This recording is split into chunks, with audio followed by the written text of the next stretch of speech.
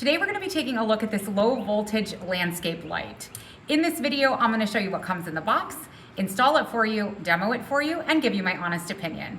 The seller did send this to us in exchange for a video. However, all of the views and opinions in this video are my own. In the box, you're going to have the light shade, the actual light pole where you put the light bulb. They do provide the light bulb for you in this tiny little box. Then you have two wire connectors. This is so that you can connect multiple lights together. You have the instruction manual, and then you have the stake that goes into the ground. This is a very large stake. The bulb just slides into these two holes here. And you have a bulb, a light bulb. That's so cool.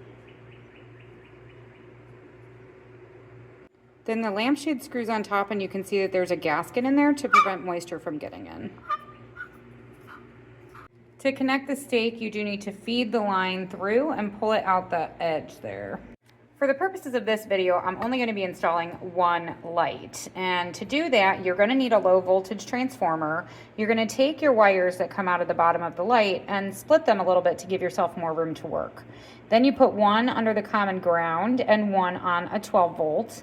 And once you do that, you can, if your transformer is plugged in, you can simply turn your transformer on and your light comes on.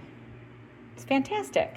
This transformer actually has timers, and it also has an auto sensor. So it has a photo cell that will automatically turn these on and off at dawn and dusk. Thanks to the magic of the internet, it is now dusk and we can turn on the landscape lighting. It looks fantastic. Now I know we don't have siding on the tiny house yet.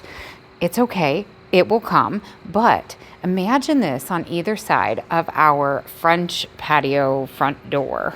Personally, I think it looks fantastic, especially next to these flowers that we found randomly growing on the property.